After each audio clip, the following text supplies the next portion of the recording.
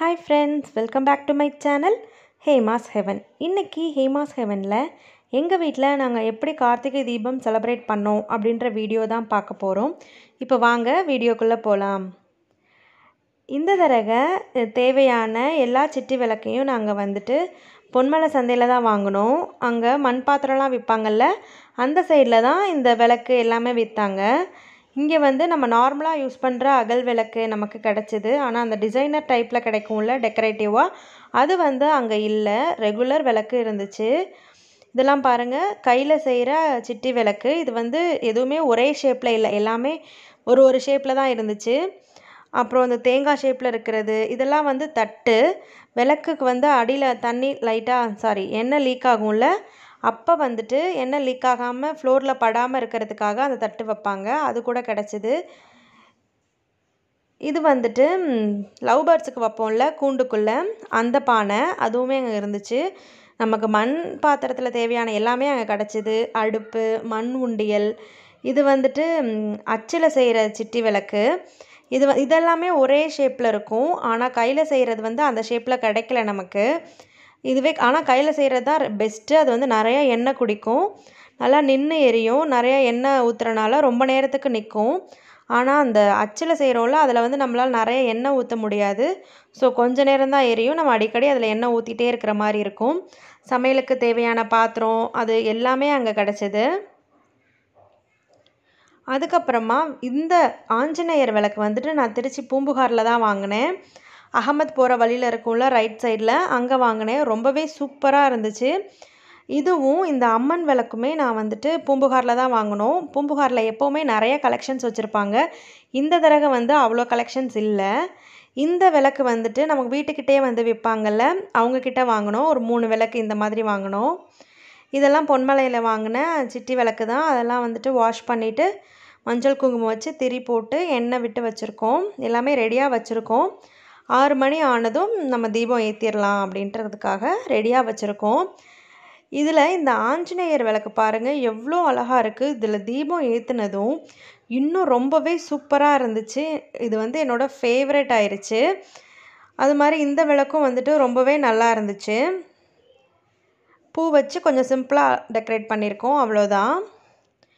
இப்போது 6 மணி ஆனதும் வந்துட்டு நம்ம வீட்டில் இருக்கிற காமாட்சி அம்மன் விளக்குக்கு வந்துட்டு தீபம் ஏற்றிட்டு அதுக்கப்புறமா நம்ம சிட்டி விளக்கு எல்லாத்துலையும் ஏற்றிக்கலாம்.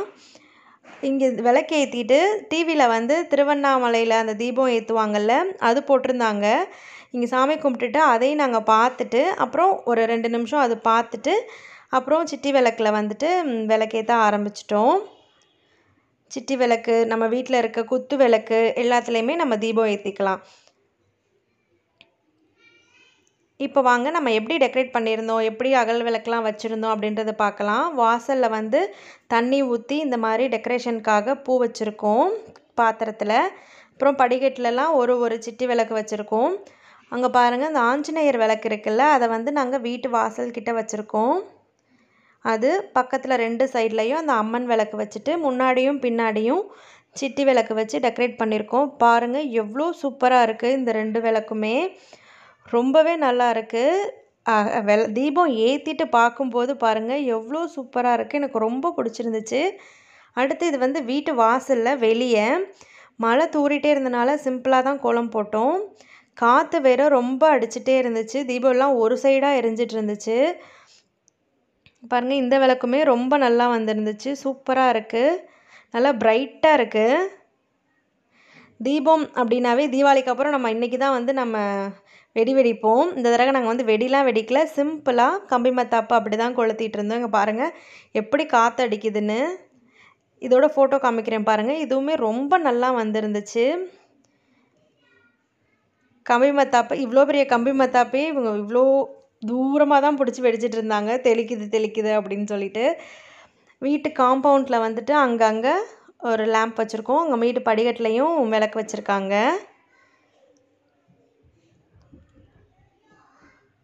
வெளியே வந்து வாசலில் ஒரு முக்காலி போட்டுட்டு அது மேலே குத்து விளக்கு வச்சு தீபம் ஏற்றிருந்தோம்.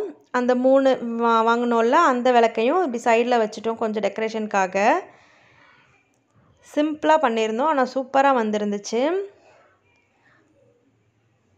பசங்க அப்புறமா கம்பி மத்தாப்பு வைக்க ஆரம்பிச்சிட்டாங்க. அதுவும் இல்லாமல் இன்றைக்கி வந்து கார்த்திகை தீபத்தோட பௌர்ணமியும் சேர்ந்து வந்திருந்துச்சு. நாங்கள் வந்து பௌர்ணமி பூஜை மாதம் மாதம் வந்து செலிப்ரேட் பண்ணுவோம். இந்த தடவை ரெண்டுமே சேர்ந்து வந்தனால கார்த்திகை தீபம் முடிச்சுட்டு நாங்கள் உடனே பௌர்ணமிக்கு தேவையானதெல்லாம் பண்ண வேண்டியதாக இருந்துச்சு. ஸோ இதை சீக்கிரமாக முடிச்சுட்டு நாங்கள் அடுத்த பௌர்ணமிக்கு வந்துட்டு செய்ய ஆரம்பிச்சிட்டோம். அதனால் கொஞ்சம் சிம்பிளாக தான் பண்ணியிருந்தோம். நிறைய வெடிலாம் வெடிக்கலை, ஏன்னா அதுக்கெலாம் டைம் இல்லை, அடுத்து இதை ஆரம்பிக்கணும், பௌர்ணமிக்கு ஆரம்பிக்கணும் அப்படின்றதுக்காக. ஸோ சிம்பிளாக கம்பி மத்தாப்பு மட்டும் குழந்தைங்களுக்காக கொஞ்சம் கொளுத்திட்டு நாங்கள் பௌர்ணமி பூஜை செய்ய ஆரம்பிச்சிட்டோம். இப்படி தான் எங்களோட கார்த்திகை தீபம் செலிப்ரேஷன் போச்சு. உங்களுக்கும் இந்த வீடியோ பிடிச்சிருக்குன்னு நினைக்கிறேன். பிடிச்சிருந்துச்சுன்னா லைக் பண்ணுங்கள், ஷேர் பண்ணுங்கள், சப்ஸ்கிரைப் பண்ணுங்கள். மறக்காமல் உங்கள் ஃப்ரெண்ட்ஸ் கூட ஷேர் பண்ணுங்கள். தேங்க்யூ.